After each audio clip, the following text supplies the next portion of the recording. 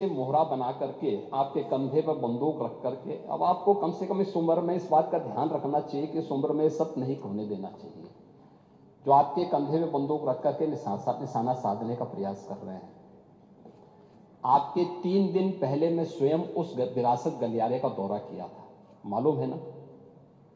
मैं एक व्यापारी से बात किया था और बातचीत करके वो गोरखपुर के सबसे पुरानी मंडी है, आप तो गोरखपुर में पढ़े भी हैं, और सबसे पुराना बाजार है, लेकिन कंजेशन होने के नाते, अवैध कब्जा होने के नाते वहां पर उस कंजेशन को दूर करके आज सड़क बनाई जा रही है।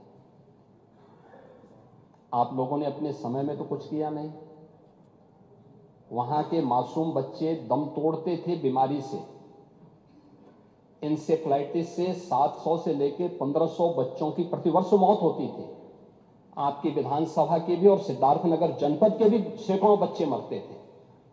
कभी आप लोग कुछ नहीं किए, विकास के लिए आप लोग कुछ नहीं किए। अपने समय में विकास का आपका कोई एजेंडा नहीं था। और अगर भारतीय जनता पार्टी की सरकार, एनडीए की ये सरकार विकास कराना चाहती है तो आपको इसमें भी बुरा लगता है। और वो विरासत गलियारा उसी पुराने माजा बाजार के पुनरुद्धार करने को, जिससे वहां के, आपको मालूम है वहीं पे गोरखपुर का घंटाघर भी है, गीता प्रेस भी उसी से सटे हुए क्षेत्र में है, और गोरखपुर का सबसे प्राचीन बाजार भी जो मार्केट है उसी से जुड़ा हुआ है। उस मार्ग को बनाने के लिए और एक एक व्यक्ति, एक एक व्यापारी को कंपनसेशन देने के बाद 3 दिन पहले मैंने स्वयं उस क्षेत्र का दौरा करने की बात की थी। उसके बाद राजनीति करने के लिए आप गए थे। भारतीय जनता पार्टी ने नहीं बल्कि गोरखपुर के व्यापारियों ने आपका विरोध किया था। क्योंकि विरोध इसलिए भी किया था क्योंकि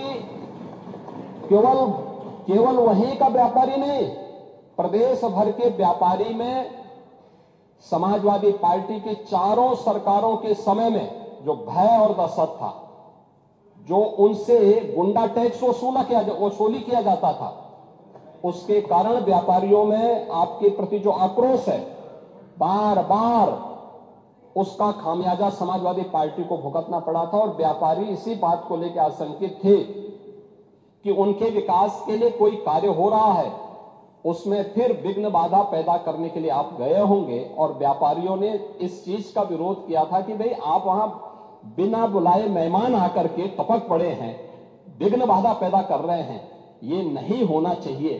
अरे वो तो आपका सम्मान किया व्यापारियों ने।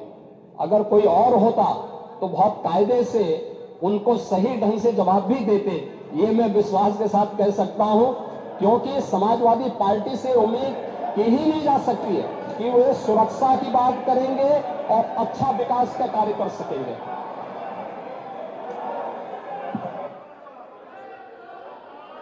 अब हो गया समाधान? हो गया नहीं हुआ? समाधान हो गया कि नहीं हो गया? बैठिए।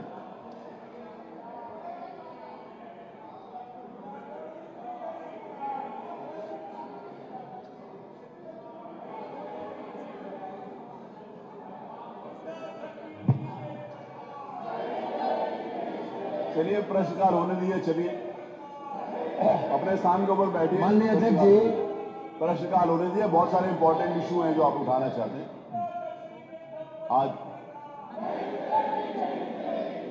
माननीय अध्यक्ष जी, माननीय नेता प्रतिपक्ष ने एक बात उठाई, माननीय मुख्यमंत्री जी ने उसका समुचित जवाब दे दिया।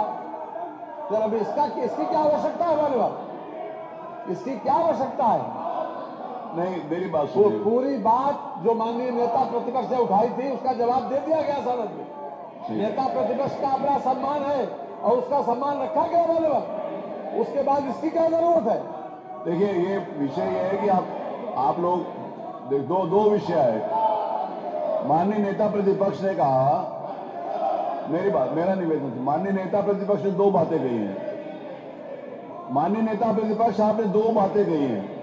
आपने 2 बातें कही हैं। पहली बात तो आपने ये कहा कि जिन्होंने आपका विरोध किया वो भारतीय जनता पार्टी के कार्यकर्ता नहीं थे। आपने खुद इस बात को बोला। माननीय नेता प्रतिपक्ष ने स्वयं इस बात को कहा कि जो विरोध कर रहे थे वो बीजेपी के लोग नहीं थे, आपने स्वयं बोला। तो इसका मतलब जो मुख्यमंत्री जी ने कहा कि वो व्यापारी थे जिनके उसमें गए तो उन्होंने विरोध किया। दूसरी बात आपने ये कि आपके जाने का मन नहीं था, आपको ऊपर से कहा गया था जाने के लिए, ये भी आपने कही। तो दोनों विषय जब आपसे संबंधित नहीं है तो मेरा आपसे निवेदन है कि आप चलो, अब आगे महत्वपूर्ण विषय है।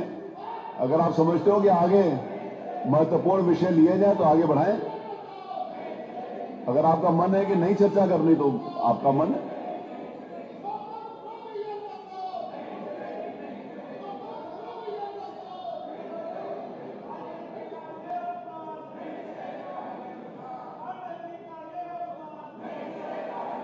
अरे वो आपको रोक रहे बोलने के लिए। देखो माननीय पांडे जी आपको कह रहे हैं ऐसे मत बोलो। पांडे जी आपको कह रहे हैं, मैंने सुन लिया। माननीय नेता प्रतिपक्ष आपको कह रहे हैं ये बात मत बोलो।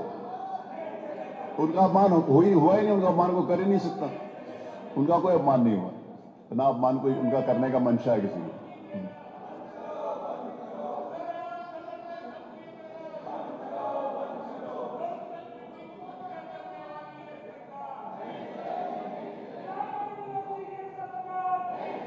चलो हो गया बात हुई।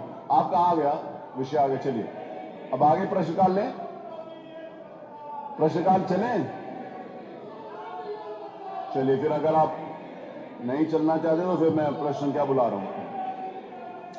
नत्थी खां, प्रश्न संख्या 1। डॉक्टर रागिनी, आपने कुछ पूछना है डॉक्टर रागिनी? तो पूछिए फिर अपनी जगह के ऊपर जाके, अपनी जगह पर पूछिए अगर आपने कुछ पूछना है। नहीं पूछना, नहीं पूछना। डॉक्टर रागिनी पूछना है कि नहीं पूछना? नहीं पूछना। आपका नाम है पंकज पटेल, आपने पंकज पटेल पूछना है? आपने पूछना है तो आप चलो। अरे चलो ना, मेरे को आकर बोल कर गए कि मैंने पूछना है तो चलो पूछो। पंकज पटेल जी पूछो। डॉक्टर आर के वर्मा, डॉक्टर आर के वर्मा ने कहा था कि वो भी इस विषय के ऊपर प्रश्न पूछना चाहते हैं, तो मैंने उनको कहा था कि मैं आपको भी अवसर दूंगा। तो डॉक्टर आर के वर्मा, डॉक्टर आर के वर्मा, डॉक्टर आर के वर्मा, आपने पूछना है तो पूछो। आपने कहा था कि आप पूछना चाहते हो।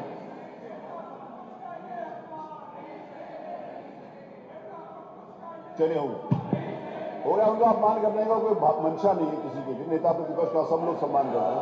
आइए चलिए, आइए प्लीज, आइए प्लीज, आइए कमाल भाई, चलो चलिए प्लीज। माननीय नेता प्रतिपक्ष, बहुत सारे, अगर यही एक विषय है, अगर यही एक विषय आज की तारीख में प्रदेश में, तो इसी को लेकर खत्म कर देते हैं। अगर दूसरे विषय हैं उनको ले जाने दीजिए।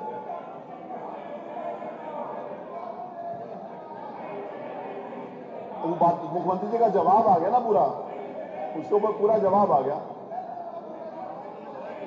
नहीं, कार्रवाई तो तब हुआ ना जब उन्होंने कहा कि वहां व्यापारी नहीं चाहते थे। नहीं बात हुई, कोई इशू नहीं है, कोई इशू हुआ ही नहीं है। ना उसमें पुलिस वाले इन्वॉल्व थे, ना बीजेपी के वर्कर इन्वॉल्व थे। ये तो स्वयं उन्होंने कहा,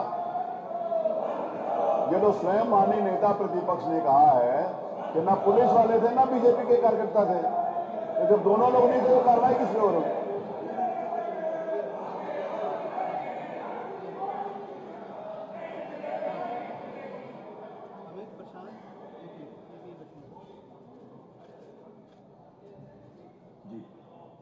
पार्टी के लोग बेल में इस आशय से हैं कि जो घटना